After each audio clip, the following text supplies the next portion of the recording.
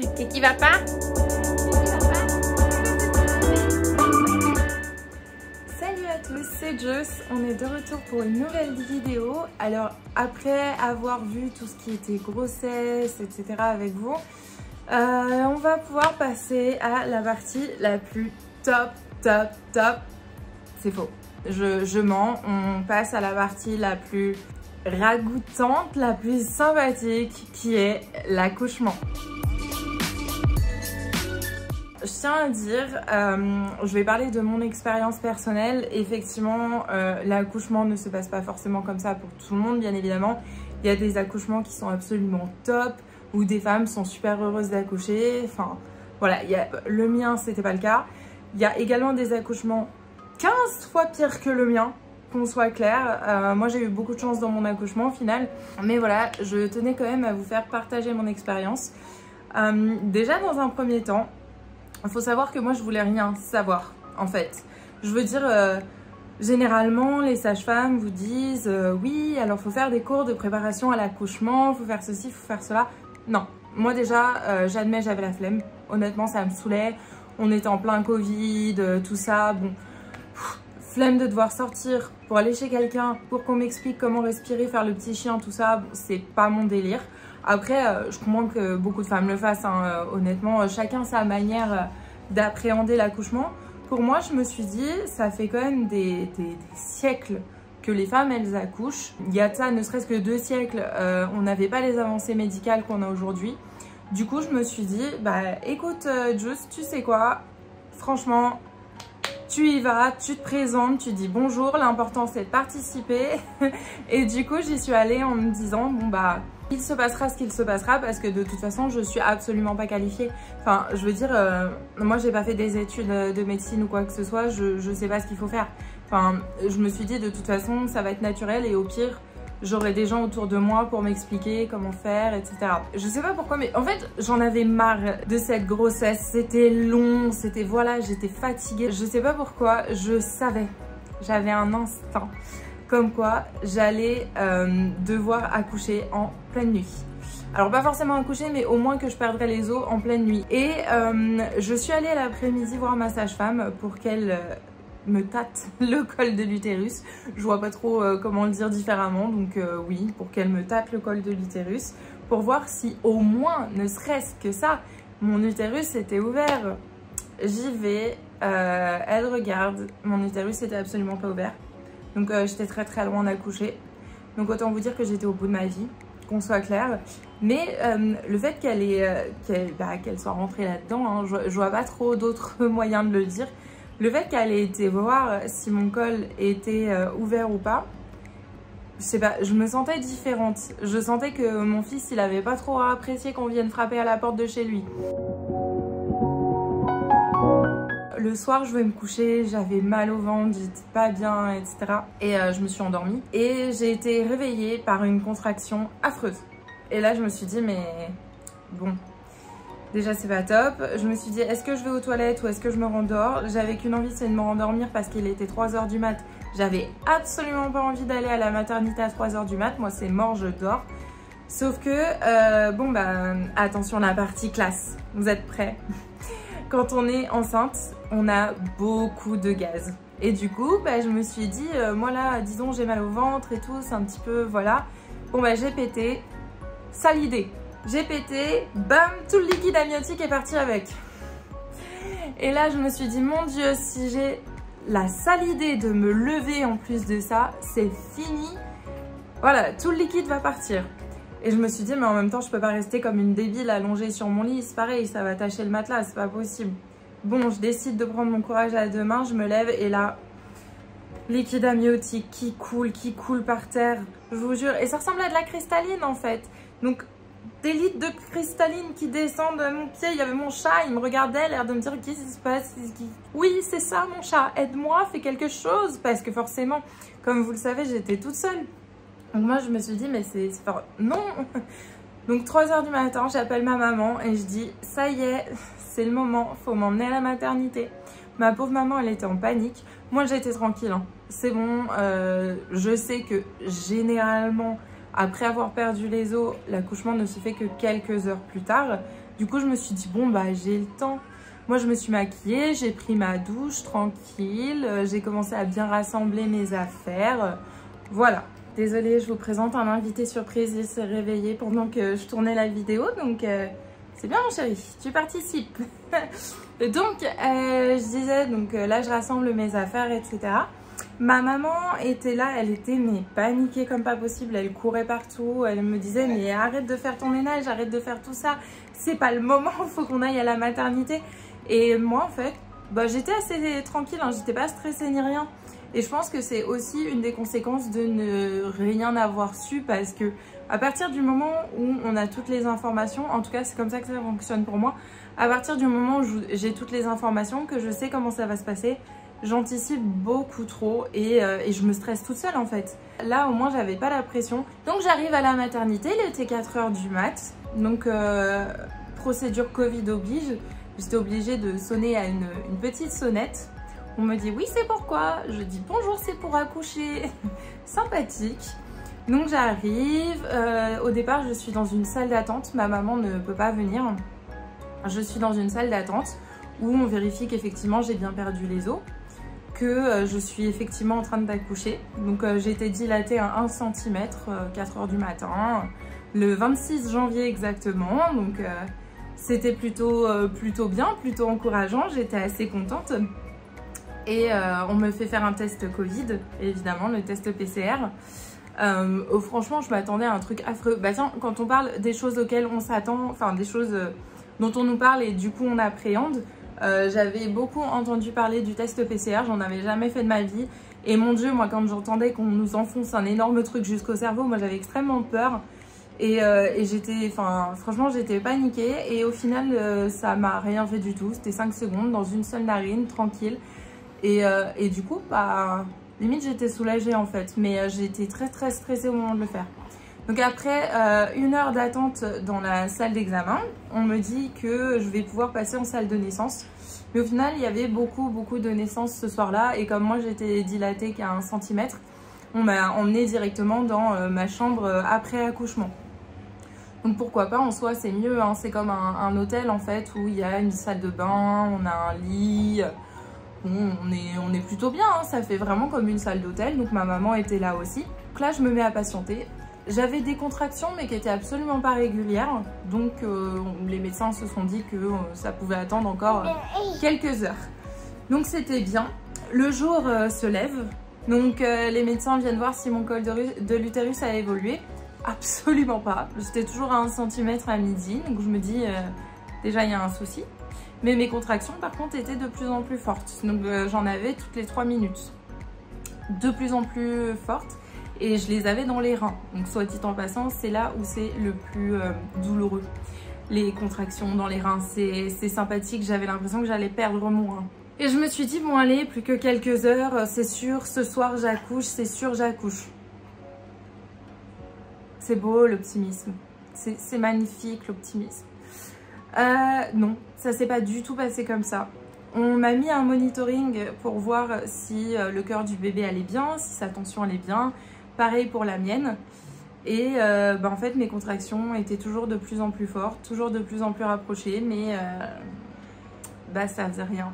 Ça agissait pas sur mon col de l'utérus, j'étais toujours à 2 cm maximum. Du coup, ma maman est rentrée chez elle et moi, on m'a donné un anti-stress pour essayer de me relaxer, pour pouvoir dormir. Sauf que quand vous avez des contractions toutes les 3 à 5 minutes, dormir c'est juste impossible. J'étais réveillée littéralement toutes les 3 minutes par une douleur intense dans les reins. C'est pas possible.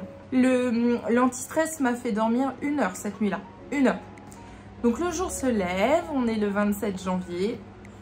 Et là j'étais épuisée, c'était fini de parler, c'était fini d'être de bonne humeur, c'était fini tout ça. En fait j'étais juste épuisée, occupée à en fait tenter de passer les contractions, à respirer à travers les contractions. Heureusement j'avais les sages-femmes qui m'avaient expliqué de ce fait là comment bien respirer pour faire passer les contractions, pour réussir à ne pas littéralement vouloir se jeter de la fenêtre qui d'ailleurs avait un cadenas exprès pour éviter qu'on se jette de par la fenêtre. C'était très difficile. Et arrivé vers midi, on regarde encore une fois mon col de l'utérus. qui était toujours à 2 cm. Donc là, ça fait plus de 24 heures, je suis toujours à 2 cm.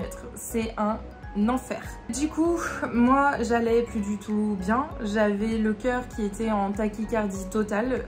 J'avais ma tension qui atteignait des sommets, voilà. Honnêtement, j'étais vraiment en train de lâcher. La fatigue prenait le dessus et j'y arrivais plus en fait. Mon corps y arrivait plus et c'était sûr que si on faisait un accouchement naturel, j'allais pas pouvoir y survivre. Clairement, j'allais pas pouvoir y survivre, c'était impossible. Pour m'éviter de souffrir, parce que je souffrais énormément à cause des contractions dans les reins, toujours toutes les 3 minutes, les médecins ont pris la décision de me faire la péridurale. Normalement, la péridurale, elle n'est faite qu'à partir de 4 cm de dilatation, sinon ça ralentit le travail. Et bah moi j'étais toujours à 2 cm. Mais comme ça faisait plus de 24 heures, que concrètement mon état de santé générale commençait à se dégrader, du coup les médecins ont pris la décision de le faire. La première fois qu'il a essayé de me poser la péridurale, manque de bol, c'est pas passé. En fait, je sais pas, j'ai dû bouger ou quelque chose et du coup, il a décalé de quelques millimètres et j'ai senti quelque chose rentrer dans les os de ma colonne vertébrale. Ça faisait pas du bien, mais c'est même pas la pire douleur que j'ai connue. À côté des douleurs de contraction, c'était rien. Je lui ai juste dit, je sens quelque chose. Du coup, il a vite retiré l'aiguille. Et il m'a bien replacée. J'avais une sage-femme qui m'aidait à ne surtout pas bouger. Et il l'a remise. Et là, d'un coup, je lui ai dit, je crois que je viens de perdre l'usage de mes jambes. Parce qu'en fait, je sentais que des fourmis. Je sentais plein de fourmis dans mes jambes et je comprenais pas. Du coup, il s'est inquiété. Il m'a dit, qu'est-ce que vous sentez? Je fais plein de fourmis. Et du coup, il m'a dit, ah mais c'est bien, c'est que ça fonctionne. Je vous ai mis la dose en plus. Effectivement, il m'avait tellement mis la dose que j'étais paralysée de mes jambes. Je pouvais plus les utiliser. C'est les sages-femmes qui ont été obligées de replacer mes jambes sur le lit. Parce que pour moi, c'était impossible de les soulever. C'était lourd, mais lourd. 1,5 tonne, j'arrivais pas à les bouger. Donc à partir de là, franchement, et je l'ai dit d'ailleurs à mon anesthésiste, cette péridurale m'a sauvé la vie. J'avais plus de douleur, j'avais plus d'efforts à faire. Concrètement, tout ce que ça faisait, c'est que je me sentais bien parce que je sentais plus rien. Je sentais plus du tout la douleur ni rien et en fait, ça m'a redonné de la force. Donc ça, c'était top, mais après revérification une nouvelle fois de mon col de l'utérus, j'étais toujours à 2 cm et en fait là c'est le cœur de mon bébé qui commençait à avoir du mal. Mon bébé commençait à avoir vraiment beaucoup de mal à tenir parce que lui, quand il y a des contractions, il essaye de sortir, il pousse avec sa petite tête pour réussir à sortir.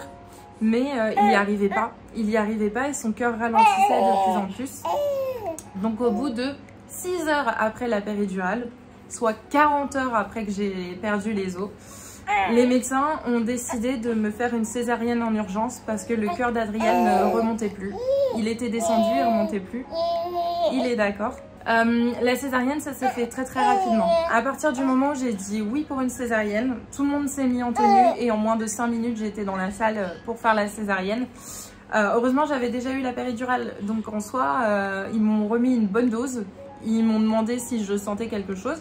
Alors, pour sentir, ils prennent un petit coton qui est froid, en fait. Et donc, ils me touchaient là, ils me disaient c'est chaud, c'est froid. Si c'était chaud, ça veut dire que je sentais. Si c'était froid, c'est que j'étais censée ne pas sentir. Ils me l'ont mis sur le ventre et j'ai dit, je sens comme une petite caresse, comme une plume en fait qui me touche. L'anesthésiste m'a dit, madame, vous voulez sentir quand je vais vous éventrer? Non. Dites d'accord, du coup je vais remettre la dose. D'accord, bah remettez-moi la dose de morphine, ça va faire du bien. Oui mon chéri.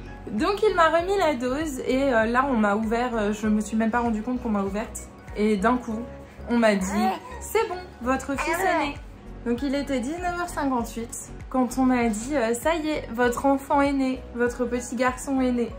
Donc moi j'étais contente, mais ma maman à côté je l'entendais paniquer parce qu'Adriel ne pleurait pas. Et moi ça m'inquiétait pas pour une raison très étrange, c'est que je regarde Grey's Anatomy. Et je me suis dit, mais dans Grey's Anatomy de toute façon les bébés ils pleurent pas tout de suite, c'est normal et tout. Je m'inquiétais pas trop en fait, parce que je me suis dit de toute façon là je suis éventrée sur une table d'opération, que voulez-vous que je fasse en fait? Moi tout ce que je peux faire c'est attendre qu'on me recouse et attendre. En fait, je peux vraiment rien faire. Donc j'attendais et au bout de 10 minutes, on m'a apporté mon bébé en me disant voilà, voici votre bébé, tout nettoyé, tout beau. D'accord.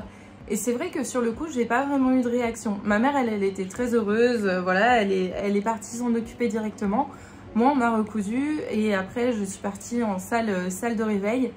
Et 1 heure après, j'ai pu voir mon fils qui allait très bien. Et ma première réaction a été « Ouh, il ressemble vraiment comme 2 gouttes d'eau à son papa !»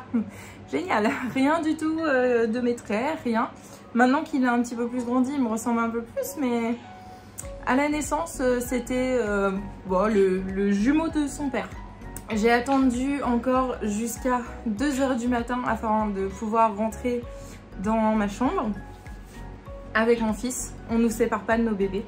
Je suis restée avec mon fils tout le temps où je suis restée à la maternité. Et je suis restée à la maternité 5 jours. Donc il faut savoir que la péridurale, elle dure 24 heures. Donc même après que j'ai été opérée, le lendemain matin, la péridurale faisait encore effet. Et 10 heures tapantes, j'ai des sages-femmes qui sont venues dans ma chambre pour me dire bon bah on va essayer de vous lever. Donc après avoir été éventrée et à peine recousue, on me dit faut que vous vous leviez parce que ça accélère la guérison en fait. Donc j'ai dit d'accord. Et moi je sentais encore je sentais encore la péridurale, donc je me suis dit au top et tout, je vais essayer de me lever. Ça l'idée, je marchais en canard comme si j'avais 90 ans, j'étais complètement courbée. Et on m'a dit, il faut vous asseoir pour faire votre toilette dans la salle de bain. Impossible de m'asseoir. Du coup, j'ai dû demander l'aide d'une des sages-femmes pour pouvoir faire ma toilette, histoire de pas trop sentir le phoque. C'était sympathique.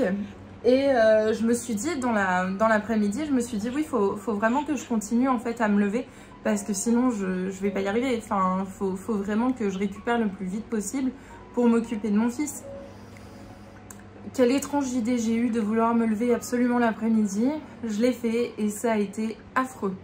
La péridurale ne faisait plus effet et du coup je souffrais. Et tout ce qu'on me donnait, c'était un Doliprane. Un Doliprane. Je me suis fait éventrer il n'y a même pas 24 heures, vous me donnez un Doliprane. D'accord. Ils ont quand même fini par me donner tout ce qui était un peu de tramadol. Encore heureux. Donc tout ce qui est un peu plus fort hein, niveau antalgique, parce que sinon je pense que j'aurais jamais tenu. Enfin c'était extrêmement dur. Et au terme des 5 jours, j'arrivais à complètement me déplacer par moi-même, à m'occuper de mon fils. Il n'y avait vraiment pas de souci. Et en fait c'est chez moi où ça a été un petit peu plus compliqué. Parce que autant j'avais quand même l'aide des sages-femmes, les sages-femmes ont été au top durant tout mon séjour à la maternité, même d'ailleurs pour l'accouchement en lui-même, hein. Les sages-femmes ont été au top dans tout. Mais c'est vrai qu'une fois que je me suis retrouvée seule chez moi avec mon fils, déjà l'appart est forcément pas adapté à quelqu'un qui vient d'avoir une césarienne. Je veux dire, la baignoire elle est au sol. Du coup, je suis obligée de me baisser pour mettre mon fils dedans, alors qu'à la maternité, elle est à hauteur. Donc j'ai pas besoin de me baisser ou quoi que ce soit, j'ai juste à mettre le lit du bébé qui est à hauteur aussi. J'ai juste à passer mon fils de son lit à la baignoire, c'est top. Mais chez moi, non. Chez moi, il faut que je prenne mon fils qui est dans son lit, qui est bas, jusqu'à la baignoire, qui est au sol. Comment vous dire? J'ai fait péter, alors pas mes sutures, j'avais des agrafes, j'ai fait péter mes agrafes. Normalement, si vous voulez, la césarienne, elle met, on va dire, entre 2 et 3 semaines à être guérie, il n'y a pas de souci. Moi, j'ai mis 1 mois de plus. J'ai mis 1 mois de plus parce que je me suis rouverte, donc j'avais beaucoup de liquide qui était entré dans ma cicatrice. Il a fallu drainer tout le liquide. En plus de ça, j'avais une de mes agrafes qui s'était retournée dans ma chair. Quand je vous dis que là, c'est limite un trait d'horreur que je suis en train de vous faire en fait. Je suis désolée à toutes les femmes qui se posaient des questions sur l'accouchement ou qui hésitaient à avoir un enfant. Je crois que je viens de vous dégoûter. La population française va baisser à cause de moi. Je suis vraiment désolée. Mais bon, je pense que c'est quelque chose dont il faut parler dans tous les cas. Donc moi j'ai vécu un enfer par rapport à ça parce qu'il a fallu les enlever ces agrafes à un moment donné. Et c'est une infirmière à domicile qui vient enlever les agrafes. Là il n'y avait pas d'antalgique, il n'y avait pas de péridurale, il n'y avait rien. quand elle m'a enlevé cette agrafe qui était dans la chair, comment vous dire que j'ai souffert. Elle a dû aller la chercher avec une pince à épiler pour la retourner et pouvoir la retirer. La douleur, quand les gens vous disent « Oh, on oublie vite la douleur de l'accouchement », moi, c'est pas l'accouchement qui m'a fait du mal, hein. C'est juste avant l'accouchement, la césarienne, ça a été la délivrance de ma vie. Et après, où j'ai bien souffert. Et non, j'oublierai pas, non. Non, j'adore mon fils, là n'est pas le souci. En même temps, il est trop mignon. J'adore mon bébé. Mais j'oublierai pas. Non, ça fait trop mal, c'est un enfer. Et pourtant, je suis assez dure à la douleur. Mais alors là, ça a vraiment pas été une partie de plaisir. Donc, je suis désolée si je fais peur à des femmes qui sont enceintes à l'heure actuelle. Regardez pas cette vidéo. Et si vous l'avez déjà fait, bah, je suis désolée. Oupsie. Pardon. C'était mon expérience. Après, vous aurez forcément des expériences beaucoup plus positives que la mienne. Je veux dire, moi, c'est vrai que ça a été très difficile. En plus de ça, j'ai appris 2 semaines après l'accouchement que mon fils était mort-né. Parce que tout simplement, si mon col de l'utérus ne se dilatait pas, c'est parce que mon fils avait eu la bonne idée d'entourer son cordon ombilical 2 fois autour de ce joli cou là et de faire des nœuds avec son cordon ombilical. On ne sait pourquoi. Il a trouvé ça intéressant de prendre son cordon ombilical et de faire des nœuds avec. Donc lorsqu'ils ont sorti mon fils de mon ventre sur la table d'opération, ils se sont rendus compte qu'il était mort. C'est pour ça que j'ai dû attendre quelques minutes avant de le voir. Heureusement, ils ont pu le réanimer très rapidement et mon fils est en pleine santé maintenant. Mais voilà, ce sont des choses qui peuvent arriver. Et d'ailleurs, c'était mon pire cauchemar. Je sais pas pourquoi, j'étais persuadée que mon fils allait être mort à la naissance. Et ça s'est réalisé. Sauf que heureusement, il y avait une équipe tellement top à la maternité qu'ils ont tout fait pour le sauver, qu'ils ont réussi. Et que mon bébé, maintenant, cause tout le temps. Voilà, toujours une opinion sur tout, celui-ci. C'est un bébé absolument génial, très joyeux, qui mange les mains de maman et qui a toujours quelque chose à dire. Mais voilà. Donc je suis désolée si mon expérience vous a fait peur. Je suis contente si ça a pu aider certaines personnes. Je pense qu'il faut parler de son expérience de l'accouchement. Il faut arrêter les tabous et dire que l'accouchement, c'est ce qui refait la vie d'une femme. Non, l'accouchement, c'est pas la plus belle chose dans la vie d'une femme. La plus belle chose dans la vie d'une femme, c'est la plus belle chose dans la vie d'une femme en fait. Vous n'avez pas besoin d'un enfant pour vous sentir bien dans votre vie et accomplie. La plus belle chose dans la vie d'une femme, c'est la chose qu'elle choisit être la plus belle. Et ça là, c'est mon fils qui s'énerve et qui en a marre. Donc je pense que je vais conclure la vidéo là-dessus. Je vous laisse et à très bientôt pour une nouvelle vidéo.